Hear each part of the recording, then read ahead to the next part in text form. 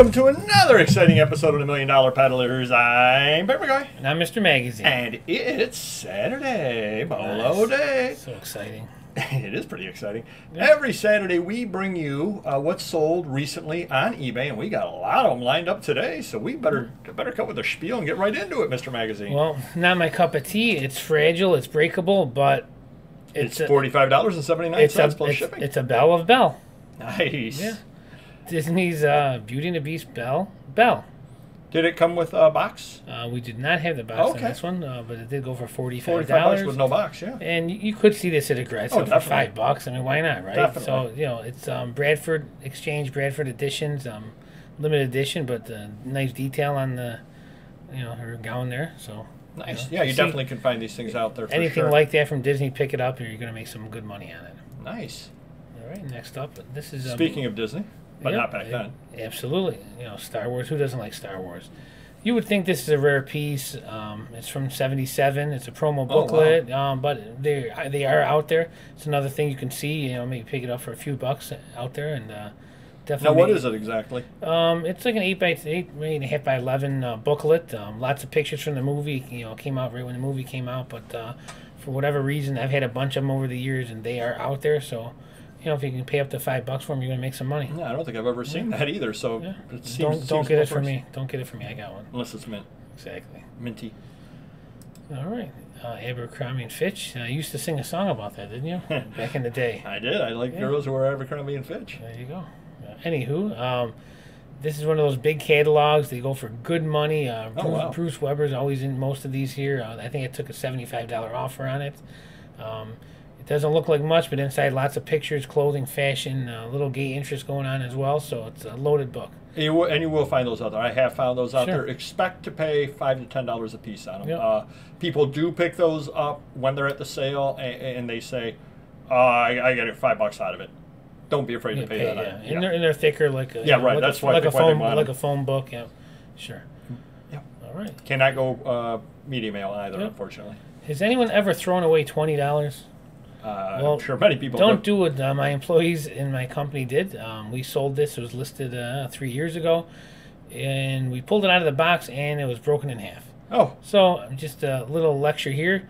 Bubble wrap the item nice, and also right on the box that you're storing it in, fragile. So someone probably took the box off the shelf, dropped it on the ground, did something, whatever, but obviously it is broken, and I had to give a $20 refund, unfortunately. Oh, there you go. A little tip there. A little tip there. Nice. All right, next up, I picked up some phones I was talking about about a month or so ago. We started listing them. That is green. This is it is a green, lime green for that matter, and it is just a shell of the phone. There's no guts. It's just it's a shell. not even rotary. It's not a rotary, right? And I got $45 for it. We got a lot of these we're selling now, and I'm doing really well with them. One of my employees thought I was crazy buying these things. They take up a lot of room, and they're old, but guess what? I'm laughing. Now, what would that be worth as a phone? 125. Okay. I think we sold one. Well, there you go. Here's the big daddy, the multi-line vintage business phones. This is a light blue phone and went for $400. Is it because it was never used, or was it used? It was never used. We're saying they're used because it might not be in the original box, but in the description it says not tested. But it looks like it's never been. Yeah, right. But I mean, I would walk. I mean, I might take a second look at it because it's a funky looking. Is it because of the color that it's sold for that? The color, and it's a 9-button business phone. Yep. Wow. Yeah. So you never know. See those out there? Scarf them. So you become Mr. Phone soon. Maybe. Mr. Phony. Yep. Here's another orange shell, and it's just the wall piece, no phone or anything else. That went for $107. Wait. That's just the wall piece. It's just a shell. Yeah. I am in the wrong business. So you have to push these little holes, I guess. If you look on the back side here, see these? Yeah. You got to push them through when you for the buttons. Yeah. I went for $107. And how long did I take to sell? 7 days. All right. So you sold that in 7 days for $107. Yes. And I sold this in 12 years for $10. Oh, wow. Very good, yeah. So, which one of us has the better business plan? I guess it's a question I would ask. Well, because you didn't take the time to unfold that corner. You that could have gotten $110. Oh, probably, yeah. I kind of went out of my sales on that one over there. Yep. This is what long tail is. Speechless twice today. Yes, you have. This is what long tail is. A lot of people out there don't know what you're signing up for when you get into the long tail business. This literally did take 12 years to sell, but it sold, and I'm certain. I mean, they paid full price on it. Sure. Back when $10 was a high price for me back in the day. I probably was crazy asking $10 on this back then, plus shipping. But Yeah. just wanted to kind of give this as an illustration of what the long tail is. I guess the message out there is don't buy these if you see them. The next item we have over here, Hanky Tanar Neger Kizak Americaba, of course, by Wes Albert, a booklet, 1956. I sold this for $15 to somebody overseas, and I know you're going to be stunned by that. Wow. But it sold in like 3 days of listing. But it was one of those, you know, so they paid the full overseas shipping. And I had picked it up only because it was oddball enough that I said somebody is going to want it. And sure enough, this sold in a couple of days. Offer for, you know, I put it up for auction, got an offer, and I took that offer very, very quickly because I don't think this is going to be a high demand item. No, right. And you send it back home. It probably, you know, you're absolutely right. It was made over there. Somehow got to the States, and it's going back home. You're absolutely right on that. But it just goes to show some of the stuff you can find out there. I paid 50 cents, I believe, for it, and sold it for $15 in a couple of days. Certainly not Mr. Magazine return, but I'm happy with a return like that. And something like this that nobody, I guarantee you that guy's probably been hauling this out to flea markets for years, and nobody ever wanted it. So one clown came along and bought it. The London Chronicle, July 31st, 1773. Wow. That's old. That's old, yeah. Very old, yeah. That is pre-revolutionary. Looks to be in good condition, too. Yeah, it's not bad at all. Kind of crazy that that's only worth $48. True. And that it took 3 years to sell. But it is only, I believe, two-sided. Maybe it's 4 pages at most. So it's a small thing. But you will find these out there. A lot of times what you will find is that they're removed from a bound volume. But if you're able to get the bound volume, and you're able to get $48 per page out of the bound volume, buy the bound volume if you can get it for a reasonable price if you're willing to break it up. Next item we have over here, Frost's American Etiquette or Laws of Good Society, hardcover book, 1869. This was at an estate sale for $1. Wow. And I picked it up, and I looked at it, and I said, etiquette stuff, that sells sometime. What the heck? It's got a colorful cover for $1. I'll buy it. Get home and found out that it's actually a decent book, obviously. I listed it, and somebody paid full asking price on it. So, and it sold in, I don't know, 2 weeks, something or other like that. So, quite happy making sales like this when you pick them up for $1. But these books are out there. But again, very, very old, and there aren't a lot of them out there. Yeah. And I did actually get the price comparison off of Abe Books because I didn't really, you know, I don't know what something like this is worth. I don't deal in this regularly. Sure. And somebody on Abe Books had one for like, you know, 110 or 125 or something like that. So I priced according to what he had his priced at, you know, allowing for condition, and it ended up selling. So obviously, as your dad would say, I gave it away. Exactly. Exactly.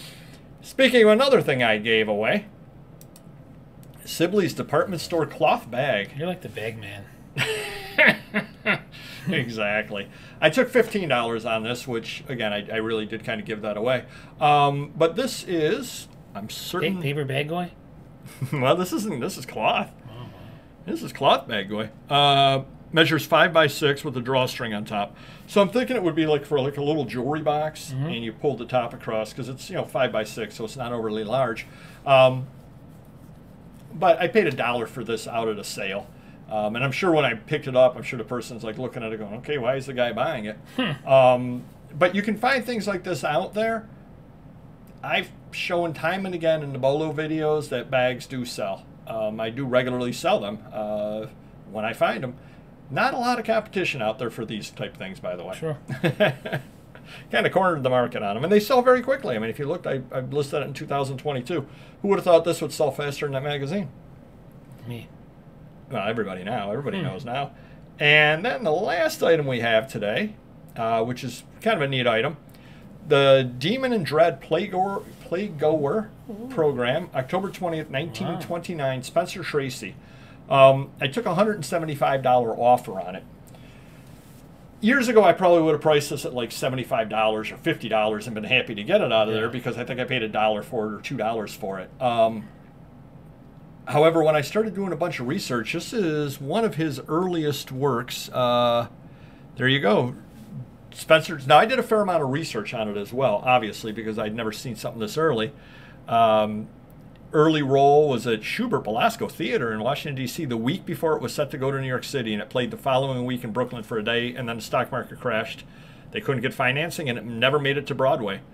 So, but that's where research paid off as well, because, again, I had this sitting there, and I said, I don't know the first thing about this play. How early in his career is it? And I went and did it. So, I mean, if this play played 1 week and then 1 week in Brooklyn for a day, so it had 8 days that it was around, how many of this program, him starring in this program, could there possibly be in the world? 10? I mean, realistically 10, and they might even be for that date.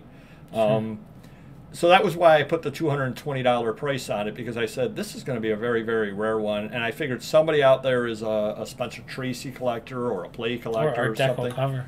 That is a neat looking cover, yeah.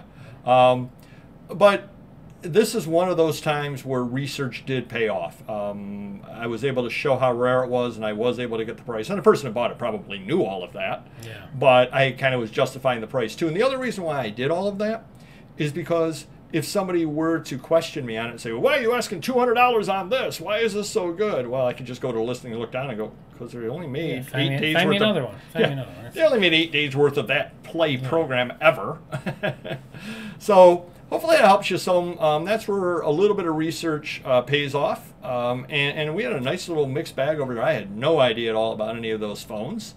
So we learned today that weird colored phones sell well. Spencer Tracy items sell well. Items from 1793 sell well. Bags sell well. And Weed Wisdom magazines do not. So do hit the like button, and we will see you next video. Take care. Bye-bye.